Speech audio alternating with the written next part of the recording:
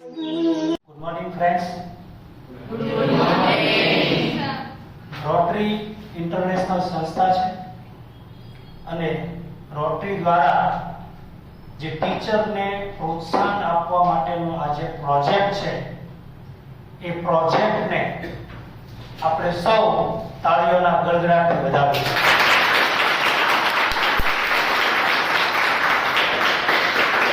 કારણ કે જો ટીચરને પ્રોત્સાહન મળે તો ઈ પ્રોત્સાહનનો ફાયદો સીધો વિદ્યાર્થીઓને મળતો હોય છે.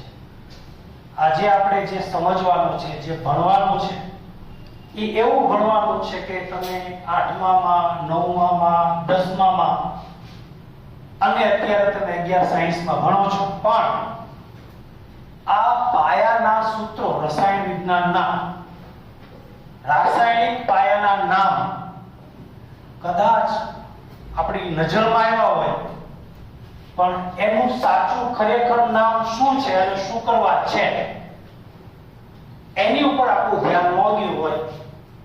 એટલે આજે આપણે જે સમજશું એ એવું સમજશું કે તમે 12મું પાસ કરો પછી અગત્યનું, 11-12 માય અગત્યનું, અને ઇવન કોલેજમાં જશો તો પણ આની વગર આપણે એક ડગલું ચાલી શકશું નહીં. સિમ્પલ, આપણે આ સૂત્રથી ખૂબ પરિચિત છીએ કે NH3 લખ્યું હોય તો એને આપણે એમોનિયા કહીએ છીએ, જે આપણે લગભગ બધાના પરિચિતમાં છે. પણ આપણે ક્યારેય તે NH4 પ્લસ લખવામાં શું કરવા આવે છે અને NH4 ને શું કહેવાય છે એના વિશે આપણે ક્યારેય વિચાર્યું નથી. તો NH3 એટલે એમોનિયા અને NH4 એવો તમને પ્રશ્ન પૂછવામાં આવે તો એનું તમે શું નામ આપો? કોઈ ખબર છે? કોને ખબર છે? યસ બેટા. NH3 એટલે એમોનિયા અને NH4 એટલે એમોનિયમ એટલો નહીં, એમોનિયમ આયન કહેવાય. કારણ કે જ્યારે કોઈ પણ સંયોજન ઉપર પ્લસ કે માઈનસ નિશાની હોય ત્યારે એના નામકરણની અંદર આયન લખવું ફરજિયાત છે. તો NH3 એટલે એમોનિયા, તો NH4 એટલે એમોનિયમ આયન, અને એમોનિયમ પ્લસ છે અને એની આરે જો ક્લોરીન છે એ ક્લોરાઇડ સ્વરૂપે માઈનસ સ્વરૂપે જોડાઈ જાય એટલે આ તટસ્થ સંયોજન બની જાય. આનું નામ થઈ જાય એમોનિયમ ક્લોરાઇડ. પછી આપણે આયન લખવાની જરૂર રહેતી નથી, કારણ કે હવે એની ઉપર એકે બીજભાર નથી. તો આ બહુ પાયાની વાત છે, પણ આપણે ક્યારે આની ઉપર એટલું ધ્યાન નથી આપ્યું.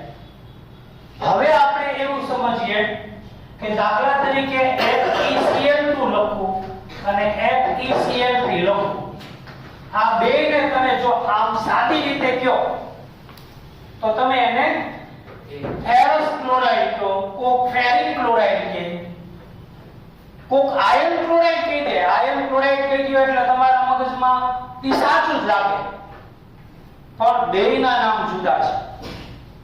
જો FeCl2 હોય તો એને કહેવામાં આવે છે ફેરસ ક્લોરાઇડ, અને FeCl3 હોય તો એને કહેવામાં આવે છે ફેરિક ક્લોરાઇડ. ફેરસ અને ફેરિક વચ્ચે ભેદ શું? તો કે એક ક્લોરીન છે તો એક માઈનસ થાય, તો બે ક્લોરીન છે એટલે આ બે માઈનસ છે, તો અહીંયા Fe છે એ બે પ્લસ છે. જ્યારે Fe બે પ્લસ હોય ત્યારે એને ફેરસ કહેવાય. એક ક્લોરીન એટલે એક માઈનસ, તો ત્રણ ક્લોરીન એટલે ત્રણ માઈનસ થાય, તો Fe3 પ્લસ થાય. જો Fe3 પ્લસ હોય તો એને ફેરિક કહેવાય. તો ફેરસ અને ફેરિક વચ્ચેનો ભેદ એ એવું સમજાવે છે કે Fe ઉપર ધન વીજભાર કેટલો છે. જો Fe ઉપર બે ધન વીજભાર હોય તો એને ફેરસ બોલાય, અને Fe ઉપર ત્રણ ધન વીજભાર હોય તો એને ફેરિક કહેવાય. આવી રીતે આપણે આનું પણ નામકરણ આપી શકીએ કે FeO અને Fe2O3. તો ઓક્સિજન છે એ બે માઈનસ છે એટલે Fe છે એ બે પ્લસ થાય, ઓક્સિજન છે એ બે માઈનસ છે ત્રણ ઓક્સિજન છે એટલે -6 થયા. એક Fe છે ઈ જો 3 પ્લસ થાય તો બે Fe ના 6 પ્લસ થાય એટલે અહીંયા Fe2 માં Fe3 પ્લસ સ્વરૂપે છે અને અહીંયા FeO ની અંદર Fe2 પ્લસ સ્વરૂપે છે એટલે આને કહેવાય ફેરસ ઓક્સાઇડ અને આને કહેવાય ફેરિક ઓક્સાઇડ.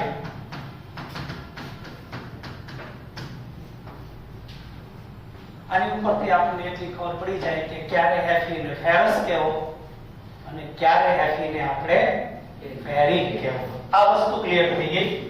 હવે આપણે બીજું સમજીએ.